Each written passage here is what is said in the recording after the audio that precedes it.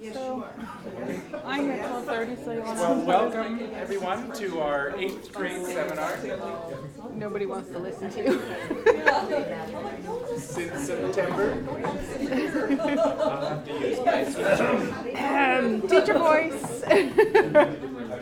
Welcome everyone to our 8th There you session, go. our grade session since September.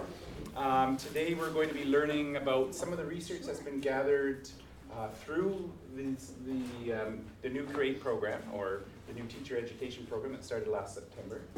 And we're going to hear from Shawna, Dr. Shawna Faber.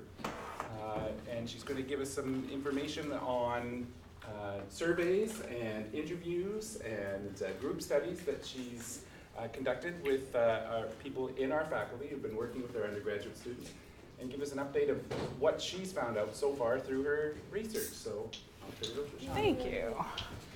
Well, thank you for coming, everyone. As I said earlier, it's nice to... I was worried that nobody would show up and have a party with nobody here. So I'm going to try and just speak for an hour or less, so there's lots of time for questions and suggestions for later. But the agenda for today is I'm going to just give you a quick overview of the evaluation, what is the plan, what's been happening, that kind of thing.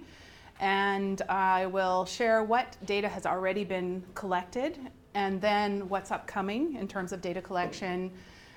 I have most of the time will be spent on what are the results, and these are again preliminary because we have lots of data still to come. Some of the changes that are going to be implemented for next year, and then time for questions, comments, suggestions, that kind of thing. So we're going to get right started in terms of the overview. This is a mainly participant-oriented evaluation, and what we want to understand is what are the program participants' point of view.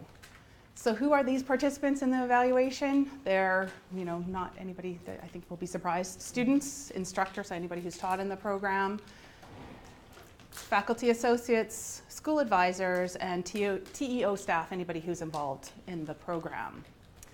This is also in conjunction with a recognition that this is a huge, complex program. So we need many points of view at many different points in the program. We want to consider what is the program focus and goals. Are we meeting our goals? So not only are the participants satisfied, but what are the goals that we have, and are we meeting those goals? And the main focus, because this is the first year of the program, is looking at where do we improve? What are we doing well, and where do we need to improve so that this is worth something, not just at the end of the program and say, here's a score, we did 20%, that doesn't really help us, or we did 80%, that doesn't help. So looking at what can we do with this data? So what have we done so far? We had before, or just as the last year's students ended. So in August, I sent out a survey to all those students to say, how was the program? And we got a pretty good response rate for at the end of the year, end of the program kind of thing. And so the point of this is to look at that compared to the new program and what are their satisfaction and those kinds of things. The faculty orientation, in September, there was a survey given out, a qualitative survey to look at what do people want to know about the evaluation, and that helped drive the evaluation and focus for this evaluation as well. We've had 2 instructor surveys so far. One was at the end of term 1A, and one was at the end of term 2B. So different instructors sometimes they're the same, but they had to teach in those terms. We've had 1 student survey thus far at the end of term 1B, so they could talk about all the courses from September till December. Interviews with the TEO staff, so anybody involved in the program were interviewed, and I have done a elementary faculty associates focus group. And right now in progress is the secondary school advisors survey. So although it's not completed, I am going to use some of that data just because we have that data, and I think it's important to get that. So can everybody see okay? So that's what's done. Here's what's upcoming. For May, the essay survey is going to finish up May 6th, so we have another few days to hopefully get more people to respond to that. The secondary students are going to have a survey and focus group when they are finished their what's the new extended practical? Thank you. Community-based field experience, so we can get some questions asking about their courses that led up to their extended practicum and the field experiences. And the secondary faculty associates' focus group is on May 15th. So then I will have focus group from both of those groups. In June, the elementary middle years are getting a survey once they've completed their, oh sorry, that's the SA's survey once their students have finished. And the elementary middle year student survey focus group will be done as well. In August, we are going to do the same or very similar survey that the one that was done for the last year's group. And a third instructor survey will go out for all those who taught in the summer session and TO staff to sum up the year and see how things went. And there is, I'm meeting with the NITEP group soon to discuss the dates and how they will, besides their students, of course, if they're in the program, are involved, but to involve them as well. So that's in process. So that's all the things that are coming up. So when we talk about the results, remember that there's still much more to come. So in terms of the preliminary results, we're going to look at just the way I divided this to try and make sense of all this data, because we still have quite a bit, is looking at teaching and learning in the revised program, looking at the program themes, so what are some of the goals and how we're doing, the practicum, and student focus questions, how are the students doing, how do we perceive that? And the last one is, how do people perceive the program overall? So I've asked in many different ways. Okay, so I'm gonna, is there any questions or any concerns before I start with these results? We're all on board and good? Okay, so looking at teaching and learning in the revised program. In terms of teaching content, you will see here that these are the survey results from instructors term 1A. And how I've framed it here is 81% strongly agree or agree, so we're on the agree side, that they were able to effectively teach the content of their course in term 1A. Yes? One question. Sure. The instructor surveys, you went by this really quickly, did you say that in order to be part of the survey, they had to be teaching in both terms 1 and No. 2? No. So term 1, after term 1A, all the instructors, anybody who taught in the program for term 1A was sent a link to the survey and invited to the survey. And then term 2, at the end of term 2B, anybody who taught in term 2A or B, because of the differences in the program in the elementary and secondary, were invited to take that survey so we can differentiate who taught when. Does that make sense? Sure. Good, yeah. Okay. So yeah, 81% agreed that they were able to teach the content effectively, and the same question was asked to the term 2B instructors, and 61% agreed that they were able to, strongly agree or agreed that they were able to teach the content necessary in their course.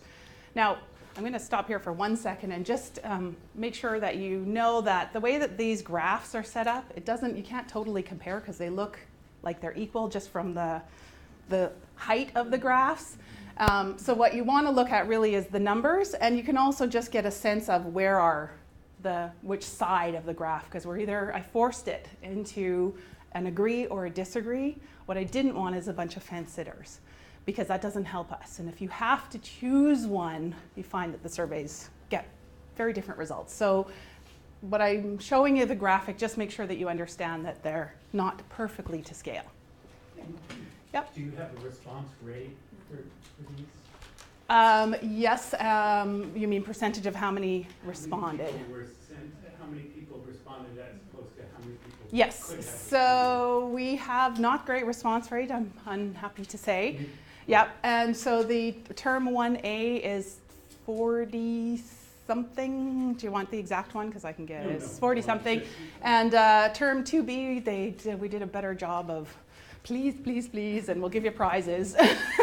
And that ended up 52 or 54 something. So we're better on the term 2B. And you'll see that in terms of satisfaction throughout, we're generally lower numbers in term 2B. So that may be different responders, or it may just be we have lower results. So that's a good question. From the student's point of view, so this is the student survey, 88% agreed that most of the instructors in this program were effective teachers. So that's, great. We will hope that continues for the next survey that comes out. In terms of learning content, instructors in term 1A, 94% strongly agreed or agreed that the teacher candidates were able to get the material. So that's, I think, great. And term 2B, it's still pretty high, but certainly not as high at 74%, where the students were able to effectively learn the content. In terms of student satisfaction, asking the instructors if they think the students are satisfied with their course. The instructors in term 1A and 1B are both in the 80% that they think that the students are satisfied with what they are teaching and the content. And when we ask the students, just generally, do we think the courses are good quality, 71% strongly agree or agree. So not too far off with what the instructors are saying, so there's a fairly good match. Looked at course placement and asked instructors in term 1A, did they think that the placement of their course before the short practicum was an advantage? And 87% agreed or strongly agreed. So quite high. And then the similar question for instructors in term 2B, the placement in terms of close to the extended practicum. Was that useful? And it was an advantage, and only 68% thought that it was. So there's a big difference there as well. Looking at the different themes. So inquiry. How are we doing in inquiry? According to instructors in term 1A, 97% agreed or strongly agreed that they were able to integrate inquiry into their course. And in term 2B, 87% agreed or strongly agreed that they were able to integrate inquiry. So I think from the instructor's point of view, we're doing very well in this section. And from the student's point of view, I think we're doing pretty well as well. They strongly agreed or agreed that they are understanding, they're learning about learning to understand inquiry-based learning. So I thought pretty good agreement here. And I asked the instructors in term 2B, are the students coming to your class with an inquiry focus?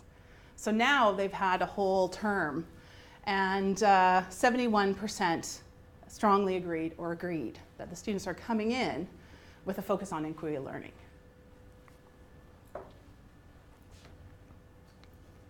And these are the secondary, so I just want to clarify again, these are secondary essays.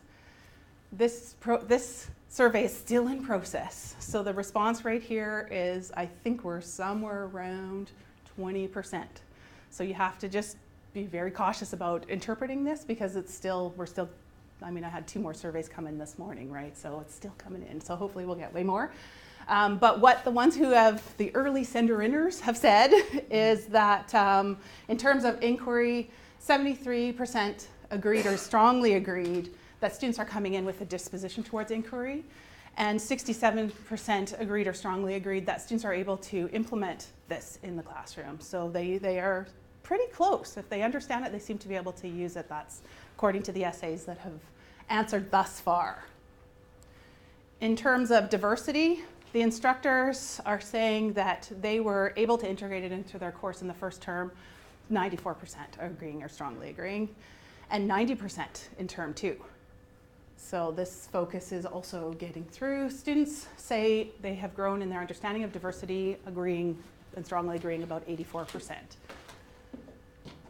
And here are the essays again, and they are also agreeing at a 74% rate that students are coming in understanding issues of diversity and able to use them. So that's going well.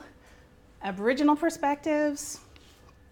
The instructors in term 1A, you'll notice these levels are lower. Only 74% are agreeing or strongly agreeing that they could integrate these into their courses, and term 2B is 68%. Being able to integrate. Students, only 47% feel confident in their understanding of Aboriginal issues. Now, this is early at the end of term 1. Things may change. This question will be asked again to see if we're doing any better in this. And this is the essays. Now, I'm just going to show, I gave them the not applicable choice. And if you look here, you can see that 50% said that it's not applicable for them. The question was, UBC Teacher Education Program prepared the TC to integrate Aboriginal perspectives and or address learning needs of Aboriginal learners. So 50% said this is not an issue for them, but still only 32% are on the agree side, and 18% on the disagree side. So I'm not really sure, and again, small numbers right now. I'd like to wait and see what happens with when the full survey is done. Yeah? Yeah, so one point just to remember is that one group had their Aboriginal course in the fall, Yeah. and the other one will have theirs at the end of the program for the Yeah. summer. So I realize your question is about infusing it across the program. Yeah. But obviously, one group has the advantage of having a course. Yes. Yeah, and certainly that's going to make a difference in terms of whether they feel confident and not. And so this is why it's good that we're asking them in multiple places. Before going Yeah, on, sure. It looks to me like one of the earlier questions is integrate Aboriginal issues in what, and this one is integrate Aboriginal perspectives. Those seem like radically different things. Yeah. To me, did I get the question? No, wrong you earlier? could. I can. Understanding Yeah, Aboriginal understanding issues. Yes, that Aboriginal would. issues. Yeah. I mean, that's just Yeah. That's different. radically Yeah. different. Yeah, it is, and I wouldn't ask that question that way again. This is in terms of, because it's, I think perspectives is a better word. But integrating Aboriginal perspectives, to me, Yeah. is far more challenging and Right. and Yeah. fraught with all kinds of issues. Yeah. I mean, I guess this is fraught with issues. Yes, yeah.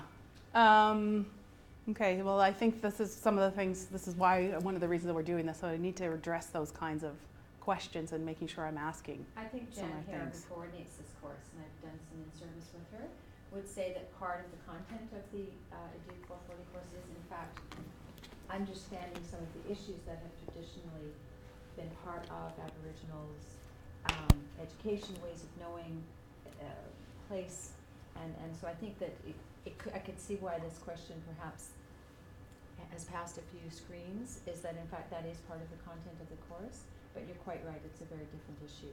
Mhm. I think this can be answered as it's posed, and the other can be answered as a different question, and both have been treated in the course at least, if not in the whole program. Yeah. But they're different. I'm just supporting the fact that I don't think this is invalid as a question. All right, but they are, I agree that they are two Different. different questions, so something that we need to address. Anything else before we move on? Okay, in terms of the practicum, 92% of students strongly agree that going into the schools early was helpful. So this is, great. It's one of the changes, and so they like that. And the essays also strongly agree to 82% that this is useful for the students. The early practicum and weekly visits helped prepare the students for the practicum, they felt. In terms of the essays, talking about their extended practicum, turning from theory to practice, so are your TCs able to take the theory from UBC and implement that into practice? 74% strongly agree that that is happening in their classrooms. Professionalism, the question was, I believe UBC helps prepare the TCs to adapt a professional stance when they visit the schools, and I'm very happy to see that 91% strongly agree, so that's good. And how many were satisfied with their TC's performance in the extended practicum? 86% were strongly agreeing, and so I think that's also pretty good, but you can judge for yourself. And now some student-focused questions, looking at some of the things like workload, stress, and motivation. So in terms of workload, instructors in Term 1A, 81% of them agreed that the workload was reasonable for that term. So I did also ask them about their particular course, which of course everybody says their course's workload is reasonable, but to ask about the whole term, and they agreed. And you will see term 2 instructors are not agreeing. They are 39% agreed that it's reasonable, and so there's a big change there from term 1 to term 2. That's elementary and secondary. This is, yes, Okay. yes. Can I just clarify Sure. something? So 1A is probably elementary and secondary, is that right? Yep. And what 2B? It was is both. just It's two, elementary? the questions were to everybody. Because aren't they a practicum? So it's just the 3 weeks in The end January? of the second term. It's the end of the second term, so I just wanted to I put the 2B there so to indicate when I sent out the surveys, but that included anybody who taught in term 2 at all, from January till, so it's all the instructors, so that would have gotten the short secondary ones in the January term, Yeah. any of those instructors as well. Yeah. Yes. So are you separating the secondary and elementary and middle year data, just because, especially the elementary and middle years compared to secondary, because they're completely different programs? Right. Just to get a sense of, I can, but I didn't do that Okay. for this. I think it would be better to wait until all the Yeah. data is in and then separate it, because I have asked, many questions that I can then do more thorough analysis. For example, have you taught in the program before for the instructors? Is this your first year? Because if it's your first year teaching at UBCU, you might have different responses than the people who've taught here for many years. So there's lots of ways that we can play with this data once we're got more of that data in.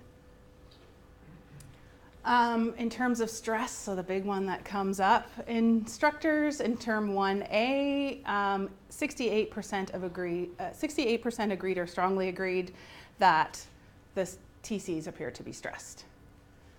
And 77% agreed in term 2 that the TCs are stressed. So we can see that going up quite a bit.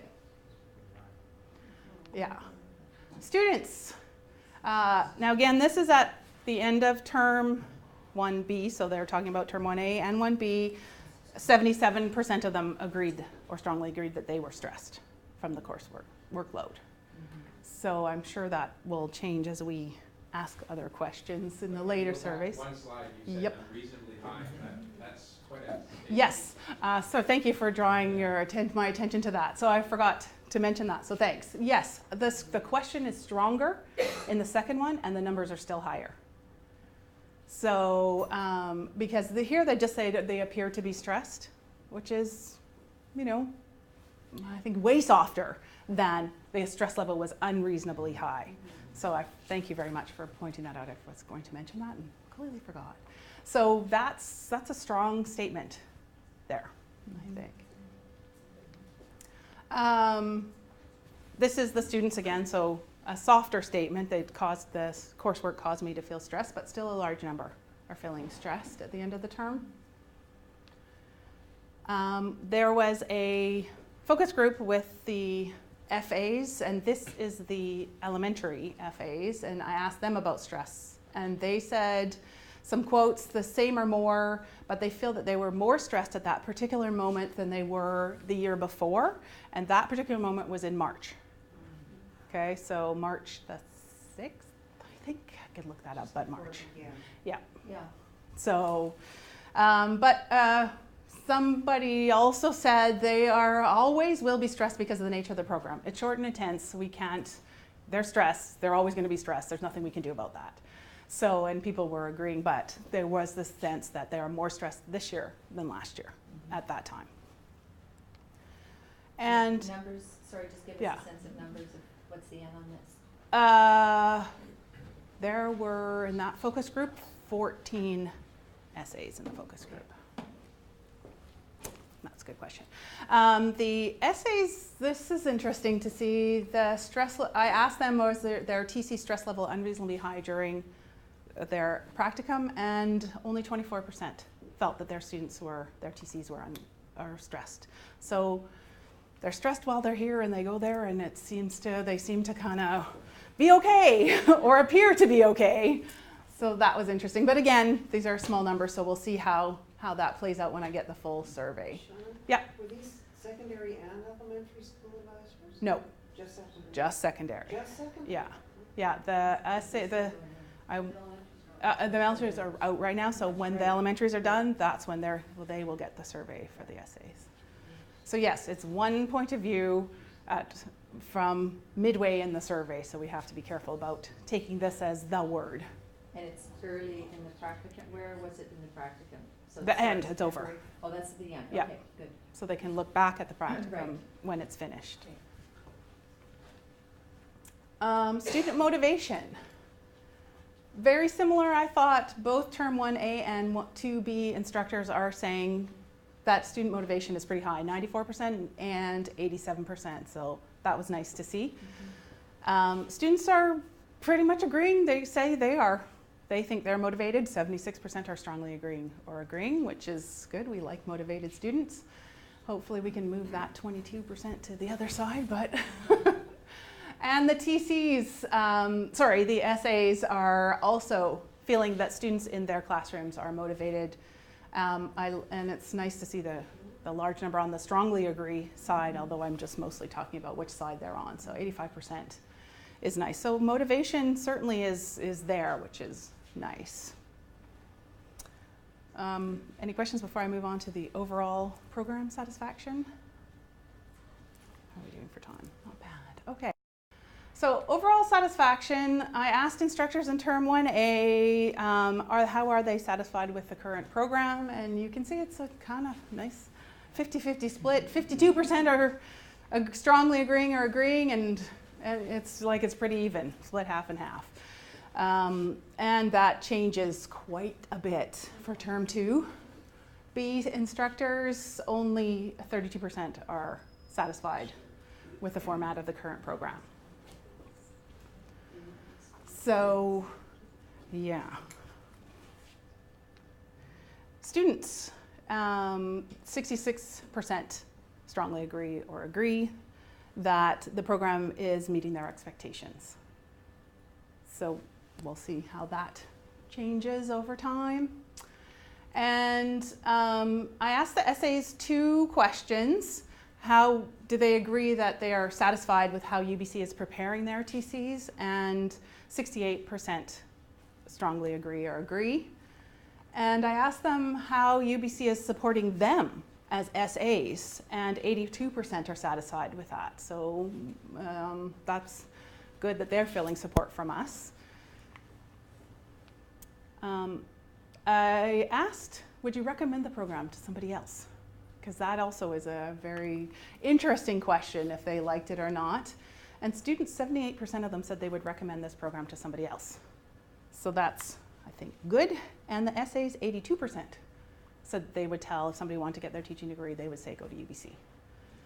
So that's higher than the previous one that we just looked at here in terms of their, only 68% say we're doing a good job, yet 82% say, yeah, I would tell people to go here. So it's kind of interesting. I guess maybe they think nobody else is doing it better. Or, yeah. Do you have comparative data between this and previous years? No. I personally don't have. The only data that we will have to be able to compare apples to apples will be when these students leave, they'll have the same survey as last year's students leaving in terms of specifically. There's pair data and other data, but nothing. Does anybody know if there's any recommending the program? Current or is this last year's? This is current, yeah. I saw another hand with somebody. Okay, yeah. There were exit surveys for sponsors in previous years, like not Yes. so much Right. last couple of years, but it was an annual thing, so there's data on that. If Yeah, and did we ask this specific question? yeah, so Yeah. Bruce, if you want that. Okay. Yeah, so that's the quick summary of the quantitative data. There was also a lot of qualitative data. So we have interviews, focus groups, and on all the questions, every single question that was asked in the survey, there was a spot where people could write comments if they wanted to clarify, to say something else. And there were qualitative questions at the end asking a few things, but mostly what are the strengths of the program and what are the things that you would suggest for improvement. So what I've done is gone through all of those. I've come up with I've tried to put some quotes so you can hear it in their own words, as much as I could, and picking the ones that came up again and again and again. And I thought it would be interesting to do this by group. So what are the instructors saying? What are the FAs saying? Those kinds of things. And we can see some of the things that are similar and some of the things that are different. So let's start with the positives. Those are always more fun to start with. And we'll move to the things they suggest. So from the instructor's point of view, these are the positives of the program. The cohort system, Thursday school visits, and emphasis on inquiry. One person said, which again, these are kind of a representative sample. The change in the practicum means teacher candidates have some classroom experience earlier, so that's the early practicum. This, I like this quote, this person's very enthusiastic. I think the idea of instituting the EDUC 440 Aboriginal Education in Canada's course is brilliant. I am proud to be working in UBC in this innovative program. UBC's initiative is going forward in this course, shows that it's the forefront of Aboriginal education in Canada. So this, maybe not in this way, came up a lot about this, that we are doing this.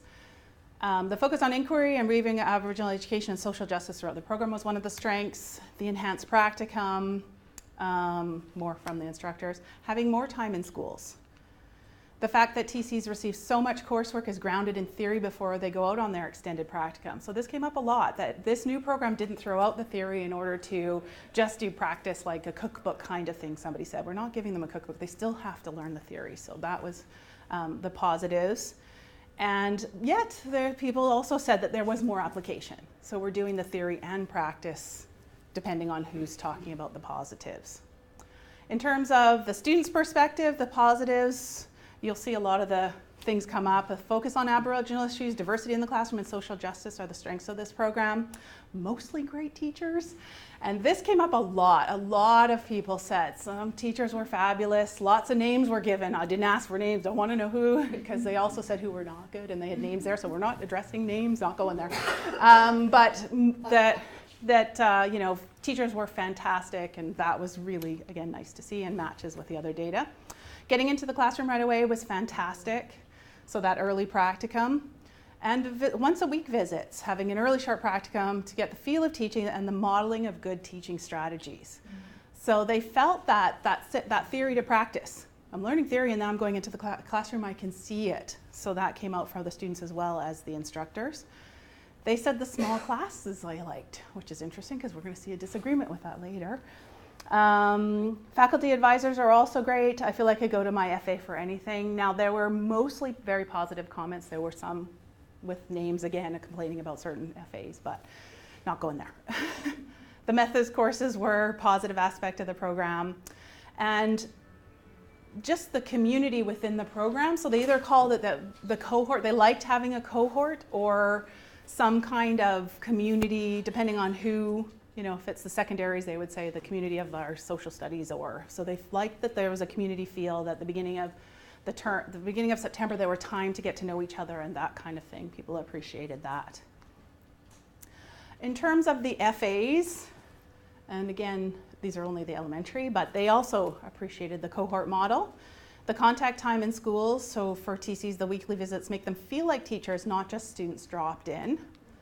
The inquiry focus and the ELL and Aboriginal issues, everybody has to take a course. That the evaluation course is now moved to before the practicum, so these people obviously have been here for a number of years who talked about that.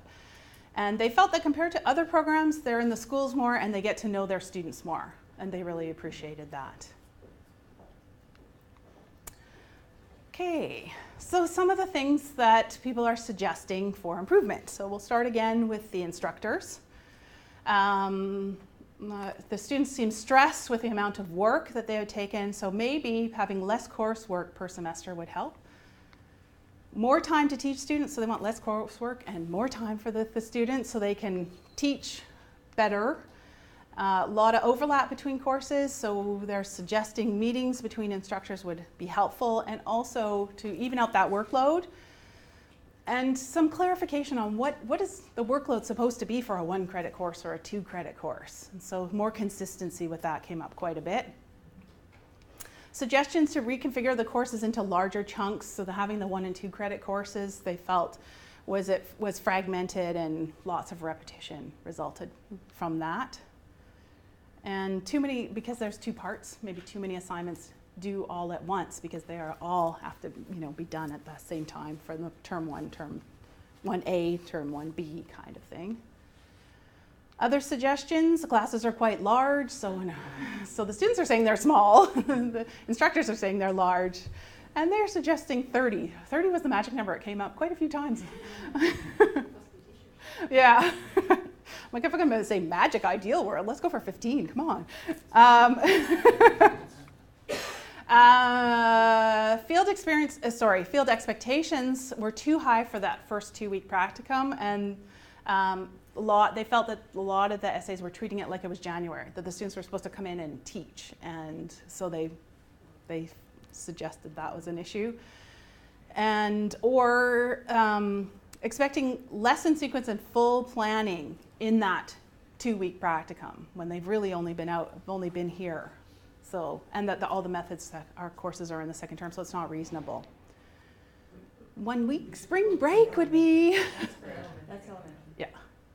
1 week spring break would be pedagogically sound. So, this was one suggestion, but that they felt that they needed a break somewhere, especially before the practicum, that they were too stressed. Not having such a heavy load before the practicum.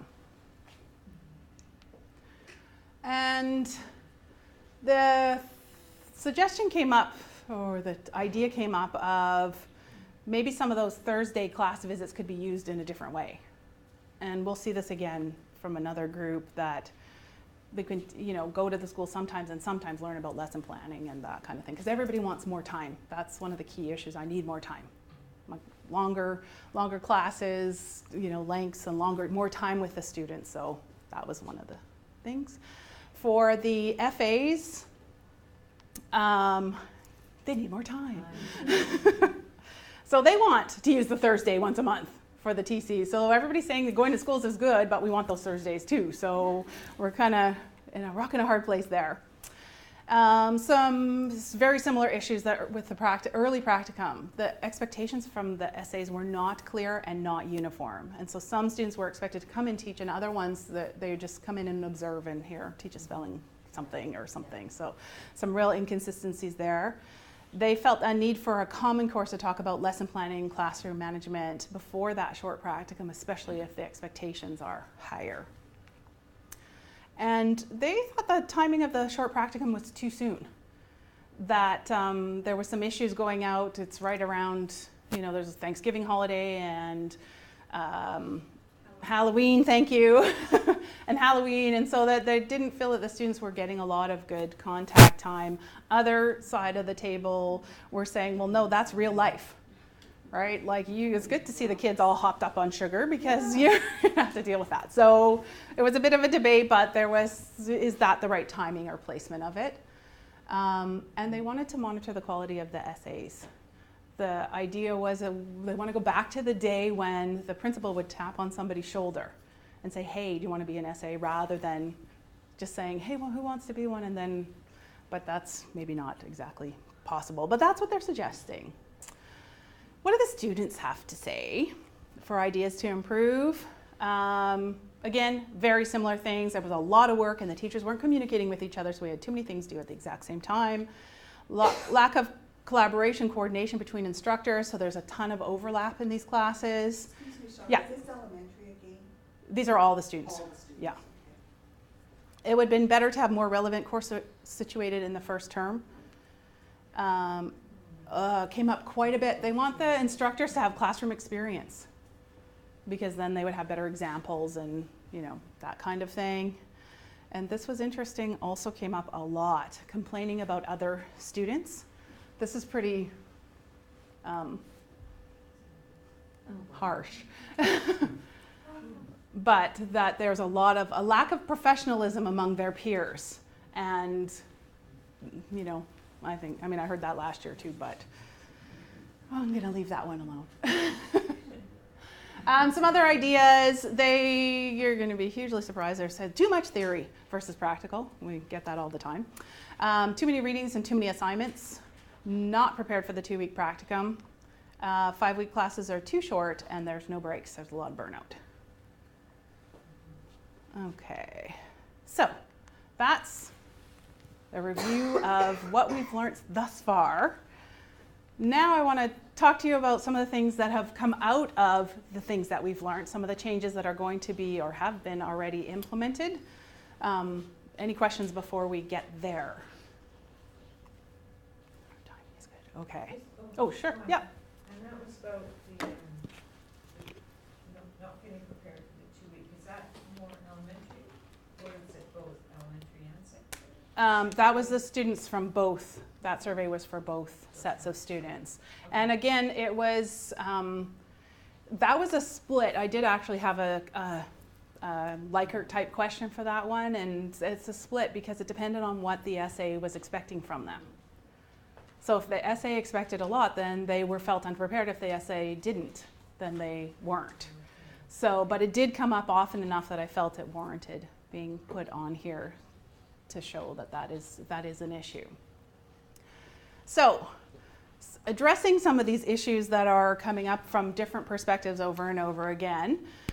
We not me, they, you, somebody. It's So, actually the working, just so we know, Yeah. there's a process, these didn't kind of magically change. Yes. So there's a working group on Yeah. teacher education that is a consultative group that is represented by all the departments. and I go to the meetings once a month and report what's I know thus far. So each step of the way, people are hearing what we're hearing so that we can make changes if needed. So we have moved some, I'm just going to say we, the royal we. We have moved some of the courses so that we can address some of the issues of redundancy, so that the lack of methods courses before the early practicum can be addressed, to address and even out the workload. So we saw the difference between term 1 and term 2 responses, and so it's the workload was heavier in term 2, and to have better preparation for the early and the extended practicum. These were some of the reasons for the changes. So some of these examples, things that have changed, included EPSI 310 and 311 are now moved to term 2, so closer to 311 is the course on evaluation. So the evaluation course is moved closer to many of the methods courses so that it fits. Elementary. For elementary, thank you. And did I just mess that up? 310 is, sorry, that's 310. 311 is classroom climate, also moved closer to that extended practicum. So they have now been out there, they've seen, so now maybe they can implement that a little bit better. And some methods courses were moved to term 1. So some examples are some of the social studies methods and French method courses have been moved to term 1 to address.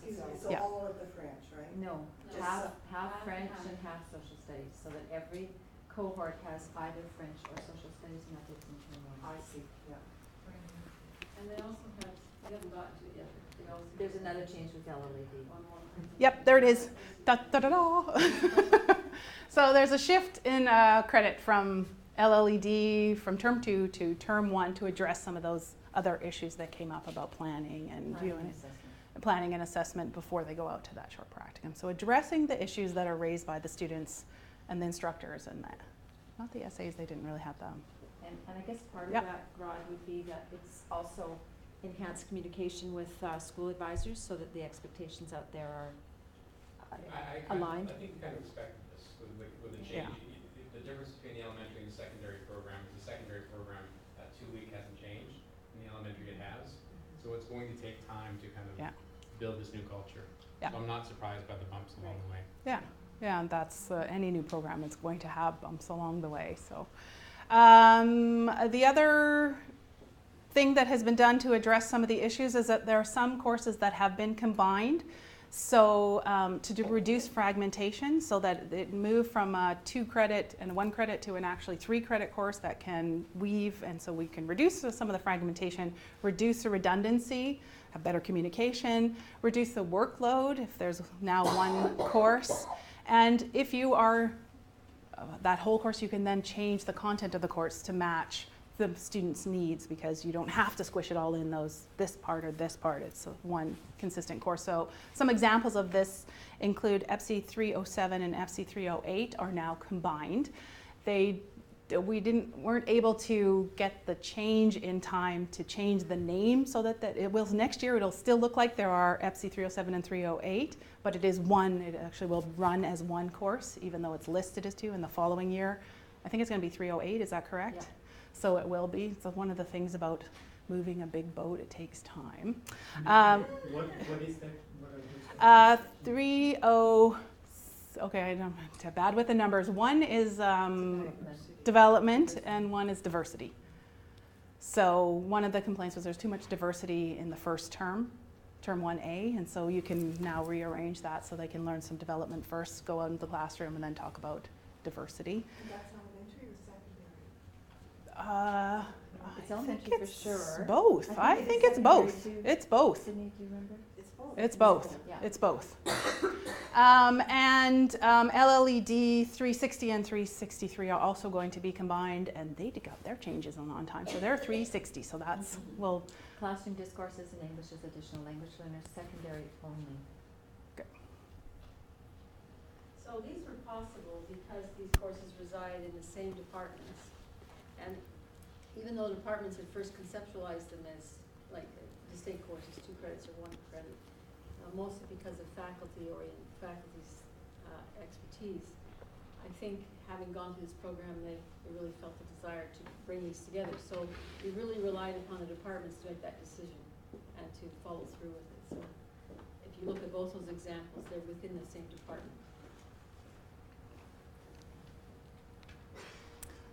Some of the other changes, some content shifts have been made in response to the feedback. So the example for this is Edu 450 and 451. So that's the inquiry seminars. I don't know if you want to speak to that at all. Or? Basically, this came largely from secondary, but also from elementary, that the second inquiry course has a lot in it in terms of, it's a lot of time dedicated to the inquiry project.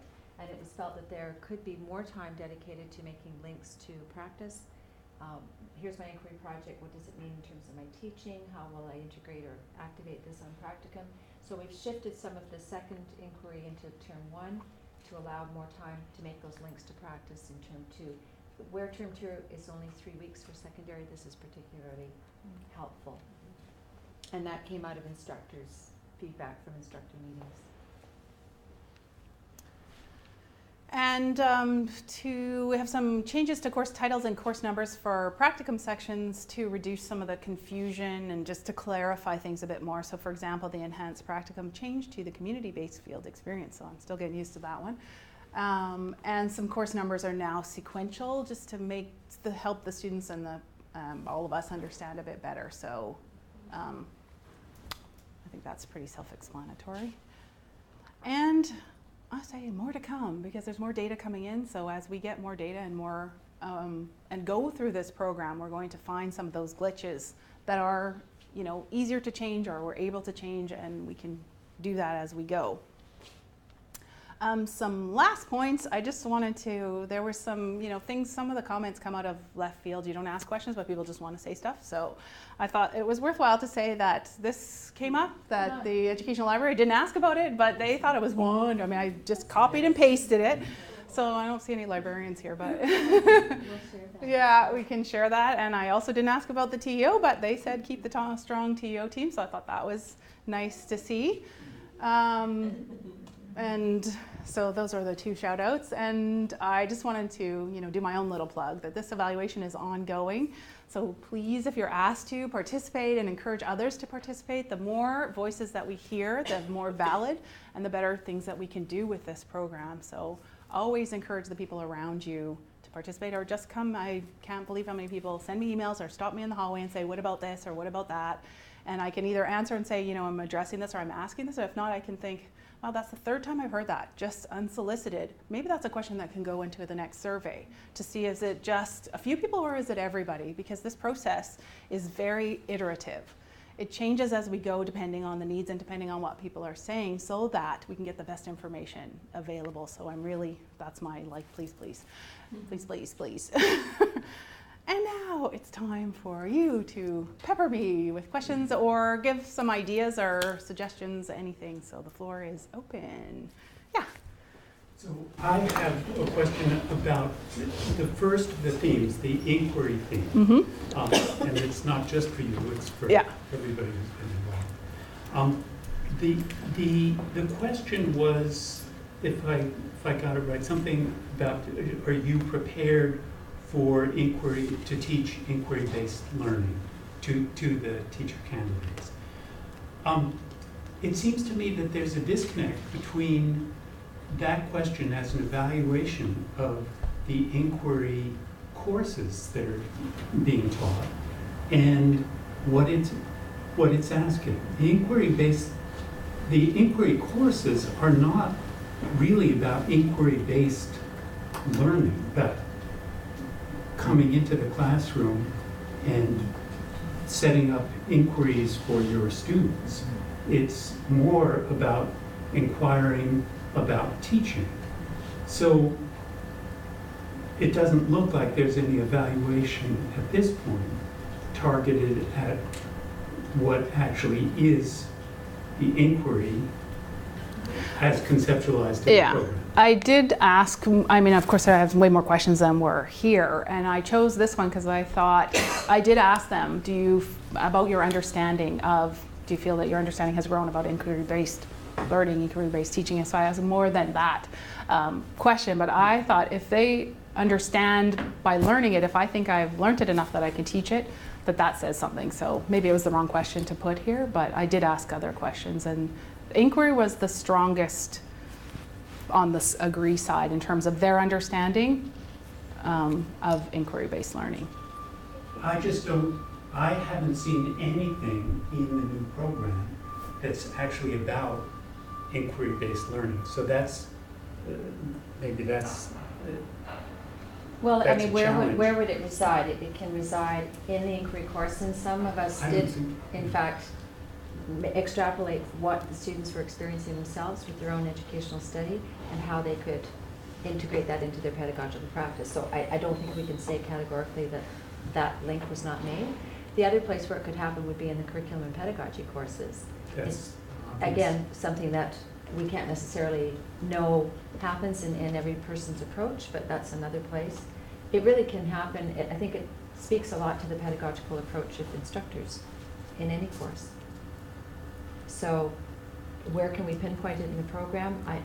There are a number of places where it can reside. The whole point was to try to infuse it across and among the courses. If it's there, I don't think it's part of the new program. I mean, it was there. I can speak for the social studies methods courses. That's the basis of the social study. It always has been the basis of the social studies methods courses. But it's not something new.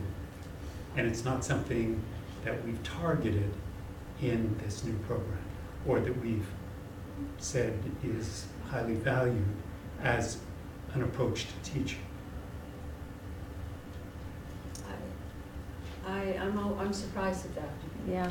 Because I would think that if you looked at the documents, that we spent a lot of time trying to understand how the faculty would understand what inquiry-based teaching was, and we realize that there's different views on that, but in fact, the point of having inquiry seminars in every semester is to underscore that for the students as well as for the instructors.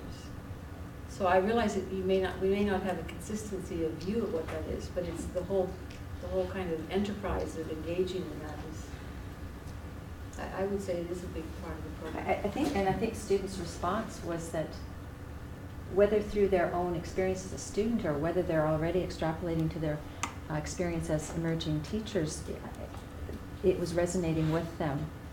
Is it new or not? Whether it's new. That's the other Keep in mind that question. we knew, CREATE went on for years, right? So while that was happening, we were also trying to infuse the previous program with some of these ideas. So in fact, we moved POT to an inquiry-based approach for a couple years there. A couple years ago, yeah. Before the revised program started. So yes, we have been working on this, because you don't just revolutionize a program overnight and assume everybody's going to teach differently. And as you say, in some curriculum areas, this has always been part of your reality. So is it the newness we're questioning here, or just the fact that students are understanding the movement, as it were? I don't think I've seen any Oh, I difference thought you were going to answer. Okay. between this year and last year and what's going on in the curriculum as far as inquiry goes. I think that students in the past have done an excellent job through student activities, of creating inquiring minds. So I don't think it's anything new in that sense. But the other point too, we've got students coming to us from all over the university here. I'd be very surprised if they weren't somewhat versed in inquiry processes to start with.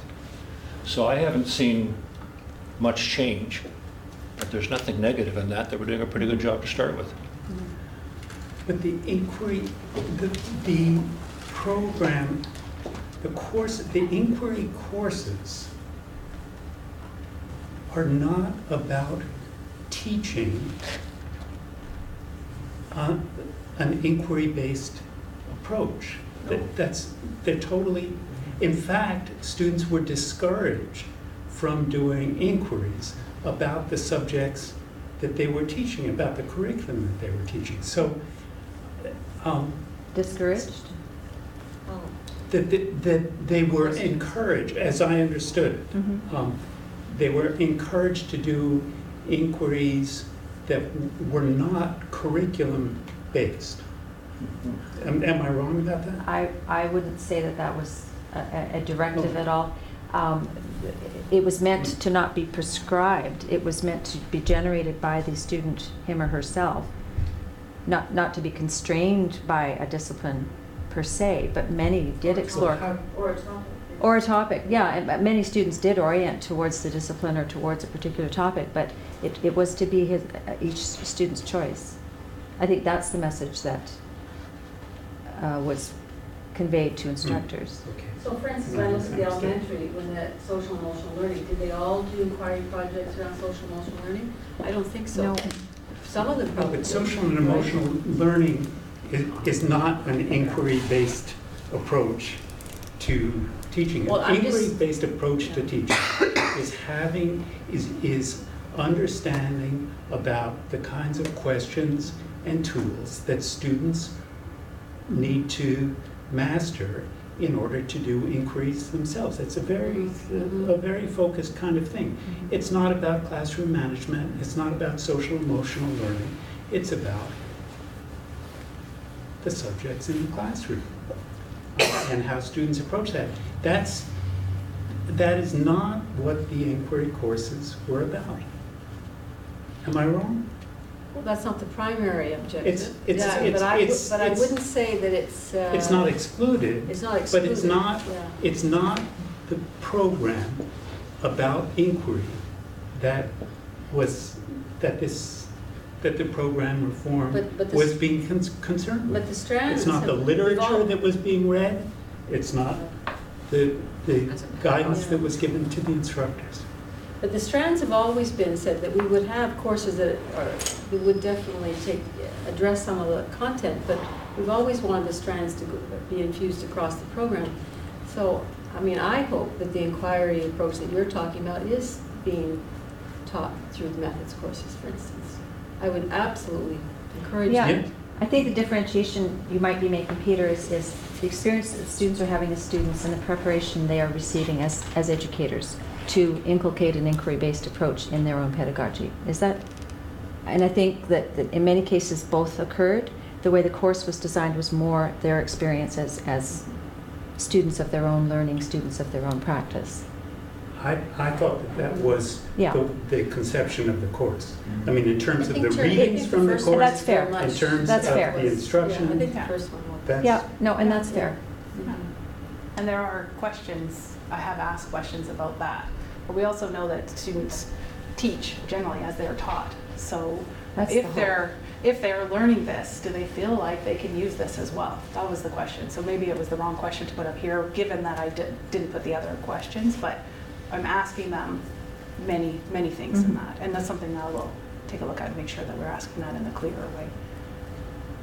I think that's a good topic for us to continue to discuss as people involved in this program. It's just, what does that look like? How does it get played out? How involved are each of us in our courses? Yeah, we have to keep examining that. We don't, we probably don't have it right Oh, on gosh. yet. And we have to Yeah. keep figuring out how to do it better. Inquiring into our own practices. Yeah. It's good. Other questions, comments? I just have a suggestion that Yep. might be possible to implement, but I was wondering if the perspectives of the actual students that our teacher candidates got to work with could somehow be included. I don't even know how you could implement that. So the students in the classroom, you mean? The students in the classroom, the children. Right. Because I think that they could tell you lots of things that Yes. would help us understand what's happening, the wonderful things that Yes. are happening. I have a 15-year-old Yeah. who's over the last 3 years gone through so many student teachers. Mhm. And this year, without even me asking her, she comes back home and says, I don't know what happened this year, but we are being asked to think about questions now. This is so interesting. And my daughter is very much about debating, so it comes from someone who's really interested in inquiry. So I was wondering, is this something that is coming thanks to the, I don't know if it's new approach, but maybe enhancement of a form of pedagogy? So maybe hearing the voices of a small group of students who would be interested from the schools would help us understand more what we're doing right, what our teacher candidates are doing right, and what could be changed. I think that's a great idea. I think it's not really possible for this year. No, But I'm we not are saying- talking about the program evaluation for next year. So that can definitely go on the agenda of getting one more voice, because the more voices we hear, I think the better. So that's a great idea. Could we maybe tie it into some essay? Some section of comment, you know, are there a few shout outs from your students, from the school Right. advisor in the next iteration perhaps? Could it, You mean the elementary ones that were coming up? or next year Next even, year, but school yeah. advisor, can they capture a few student comments Yeah. and Yes, send they, back? they could even help gather that information. that's what I Yeah, something to think about, definitely. So it's a great That's idea, cool. and that's a great comment. That's Thanks neat. for letting us Yeah. know.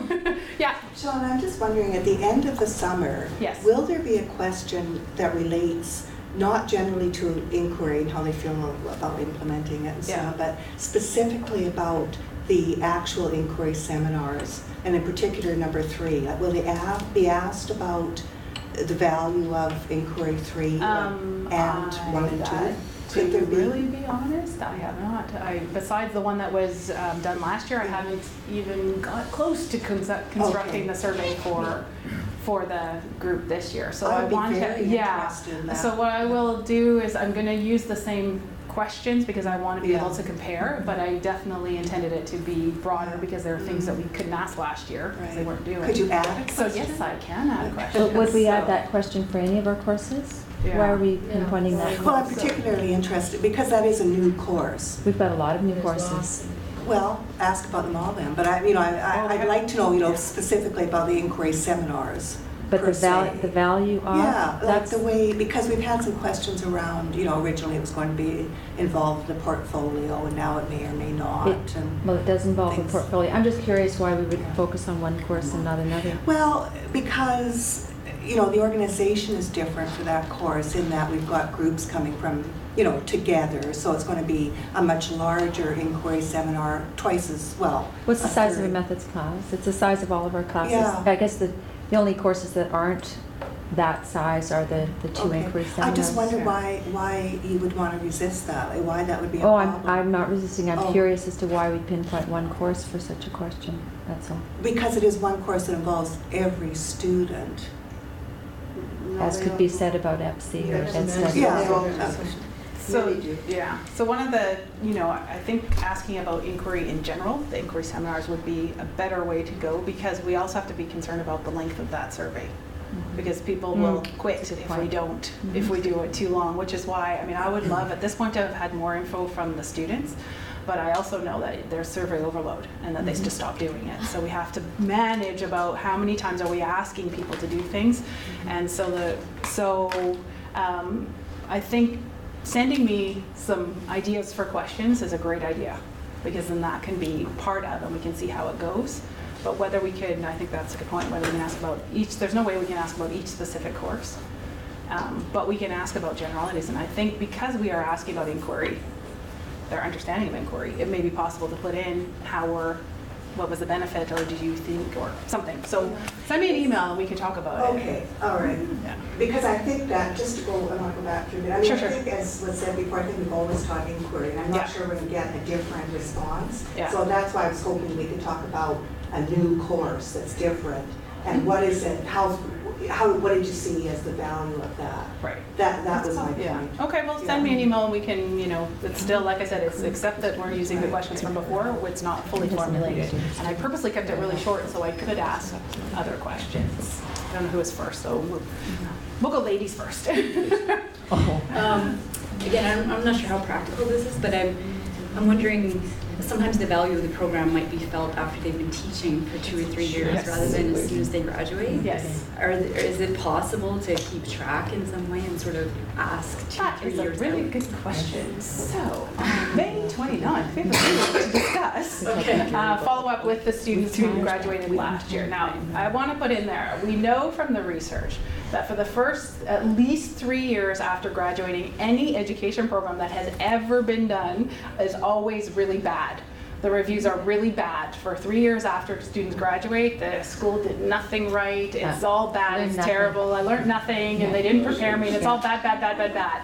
And then that goes like, schools like, UBC sucks, or whatever. There has not been a school that's found really good results, they can't find anything. So, but we do know that around somewhere between the 3 and 5 year, it goes back up, where people go, oh, maybe I did use that theory, or maybe this was good. So there is a danger in going out very soon. It doesn't mean that we don't do it.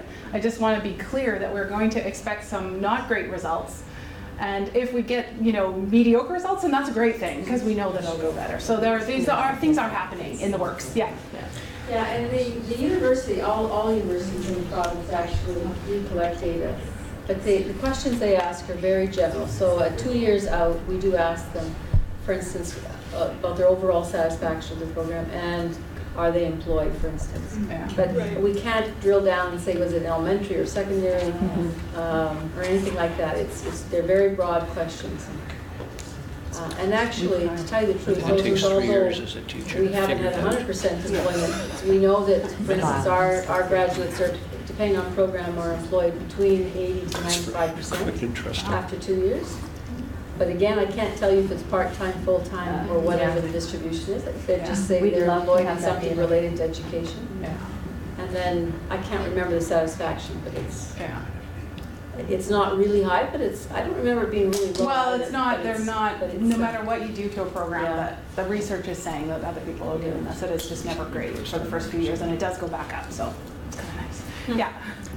Shawna, have the students been asked more specifically about in what areas do they feel well prepared for the practicum, or what is lacking? The satisfaction surveys are interesting and they're useful, but they lack a certain kind of resolution, I think. If we're asking questions about whether notions of inquiry are more into their practice, it's not surprising that would be responded to favorably, because now we're deliberately teaching it. But that part of the change in our program this year was a moving around of emphasis. There were some elements that were taken out of our pre-service program, communications, and it was moved. they've been moved, yeah. Yeah. So it would be useful to know, from the student's point of view, whether they feel prepared in all these sorts of areas. Right now, again, we're the only student survey that we have was done at the end of term 1B. So the comments, there is always, as I said, a space for comments, and there are questions. I did not have a specific question, what part were you felt prepared and what were you not for the practicum? But there were a lot of comments that come out of the questions, and I can tell you for the early practicum, it was classroom management and lesson planning were the two things that came out that they felt not prepared for. The one that's going out after will ask more specific questions because they'll have much more experience with the classes and being in their extended practicum and the something enhanced practicum, which for some reason I can't remember what it's called again. CV something. Yeah, community-based something. Yeah.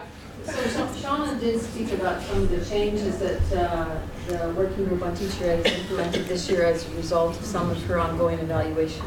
around coursework.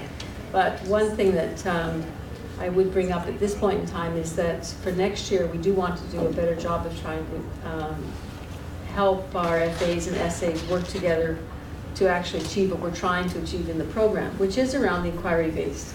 And it's not actually about going out and practicing those 2 weeks and having a body of lesson plans or unit plans.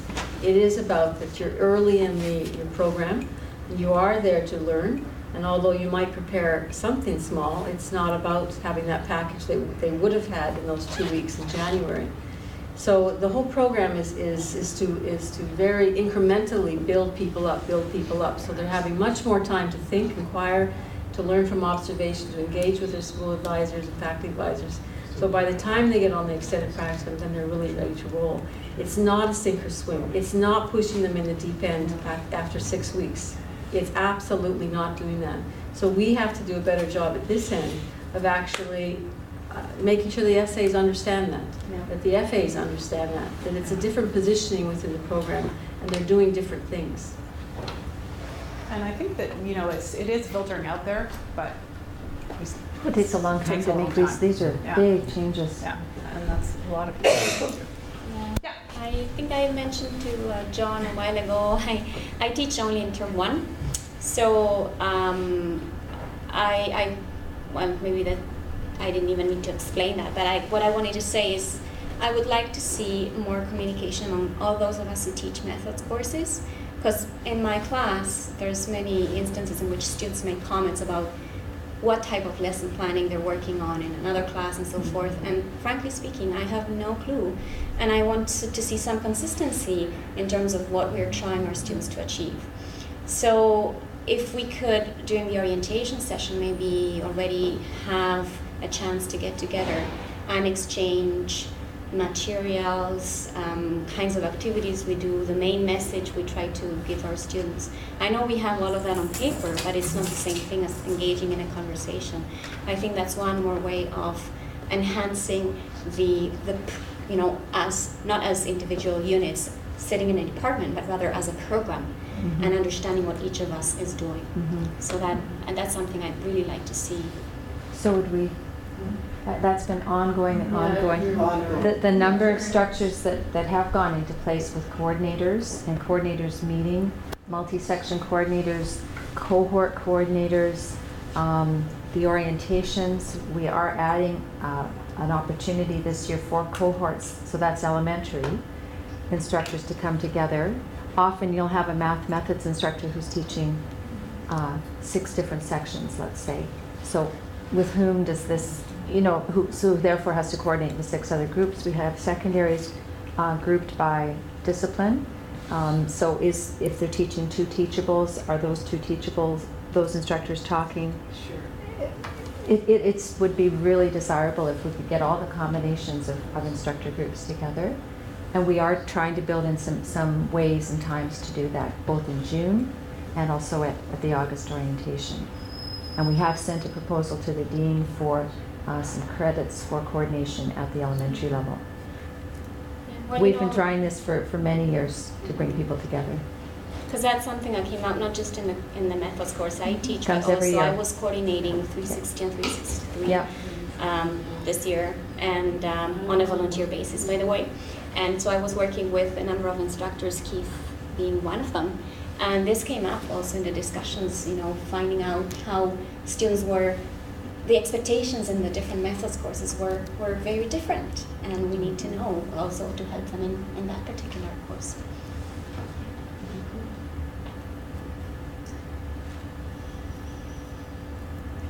Yeah. I have a question probably more for everyone who hears information is, so now we have this data, how do we access it? Like, let's say we don't have you to talk to, which we do, of course, at any time, but is there a place where you're mounting this data for us to see, or will there be? And the second part of that question is, when's the next session? Because I have a feeling there'll be more people eager to hear what the next set of results is. When would you schedule the next session? So those are 2 questions. Where do we find information that's been generated so far, if we can? Well, there's a videotape, so that'll be online for those people who couldn't come today. Right. That is, you know what, I don't have a good answer to that question, because we have to be careful about where the results are placed in terms of having access to the data. So I can't put out the raw data. That's because this is a program evaluation, and in terms of ethics, we don't have to get ethical approval. We have the right to evaluate our own program, but we have to be careful where that data goes.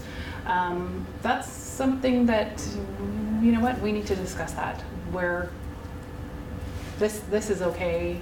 I guess asking me. I think it's Shawna. Yeah, asking me. Asking me and having things like this where we will have another meeting. I think it would certainly make sense to discuss this after all the data is collected. It would be very interesting to compare last year's students to this year's students. I think people would be really interested. So maybe that would be at the faculty orientation, and I don't know, and what's coming next year. What for the evaluation for next year is kind of starting the same way. But that's something I think is the GOAT meeting we should discuss. Yeah, no, and it's emergent, at the very least, it's emergent data at this point. So you're saying sort of September, that would be your projection when you finally shoot through all the data? Yeah, August, September, yeah. And I get lots of emails. I'm really good about, if you have questions, or again, if you have other suggestions, hey, how about this, and you haven't forgot to ask it here. That helps. Are you busy in September? Yes. I don't know if people wanted another seminar like this, we could discuss it. But that's a good question. We're all good? Great. Well, thank you, Shawna. Thank you very much.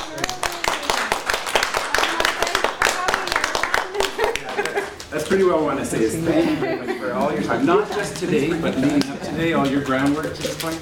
You've opened up my eyes to a lot of issues that I haven't thought about. I'm new in TEO in this position, so I've learned an awful lot, but I saw a lot of heads going, yeah, okay. So thank you very much for this. You're welcome. Thank you for calling me, everybody.